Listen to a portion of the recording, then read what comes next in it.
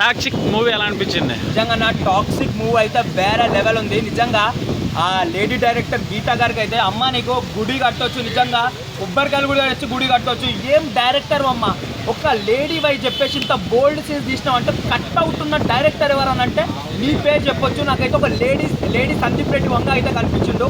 Animal లేకపోతే ఏమంటారు అర్జున్ రెడ్డి, ఇలాంటి సినిమాలు ఏవి పనికిరావు. ఈ సినిమా రికార్డుల గురించి మాట్లాడుకుంటుంటే బాలీవుడ్లో ఎగురుతారు కదా, మాకు డంగల్ ఉంది, దురేందర్ ఉంది, ఆ రికార్డులు కొట్టి చూపెట్టమని చెప్పేసి అని అంటారు కదా. చూడండి లెఫ్ట్ అంతా మీ బాలీవుడ్లో ఎన్ని రికార్డులు ఉన్నాయి అన్నీ మా యష్ అన్న వచ్చి క్రియేట్ చేస్తాడు. కేజీఎఫ్లో 1200 కొట్టిండు, కానీ ఈ సినిమాతో 2200 కాదు 2500 కోట్లు కొట్టేంత కెపాసిటీ ఉంది. నేను థియేటర్లో పోయి చూస్తుంటే షాక్ అన్న అసలుకి. నిజంగా అసలు అమ్మ ఇది హాలీవుడ్ రేంజ్ లాంటి మూవీ అన్న, హాలీవుడ్ రేంజ్ లాంటి ఒక హీరో అన్న. నిజంగా చెప్తున్నా, నాకు ఫస్ట్ టైం ప్రభాస్ని చూస్తుంటే ఒక హాలీవుడ్ హీరో అని చెప్పేసి అనిపించిండు. సెకండ్ టైం యశ్ని చూస్తుంటే నిజంగా అనిపించిండు.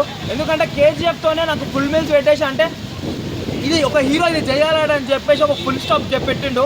ఇంకా దీంట్లో ఏం చేస్తారా, ఇంకేం చూపిస్తారా అని చెప్పేసి అనుకున్నా. ఆ రొమాంటిక్ సీన్స్ ఉన్నాయన్న. నిజంగా 5 హీరోయిన్లు అన్న, ఒక్కొక్క హీరో ఒక్క హీరోని 2 హీరోని మెయింటైన్ చేయలేకనే ఫ్లాపులు ఇస్తుండు. కానీ హీరో మాత్రం 5 హీరోలు పెట్టుకొని వాళ్ళని ఏమంటారు ఫ్రూట్ మిక్స్ లాగా తాగేసిందన్న. నిజంగా మనకి యూత్కి అయితే ఒక మంచి మూవీ. అందుకనే ట్రైలర్ వేసినప్పుడే పెట్టిర్రు, beware of parents, beware of grandfathers అని చెప్పేసి పెట్టిర్రు. నిజంగా కరెక్ట్. అసలుకి సినిమా గురించి ఏం మాట్లాడుకున్నా తక్కువ లేదు. నిజంగా రికార్డులు అమ్మ మొగోడు, కలెక్షన్ అమ్మ మొగోడు ఎవడన్నా ఉందంటే నిజంగా అది మా యషే. కానీ ఒక డైలాగ్ ఉందన్న, లైక్ విలన్ వాళ్ళ అన్న అయితే చెప్తాడు నీకేం కావాలని చెప్పేసి చెప్తాడు.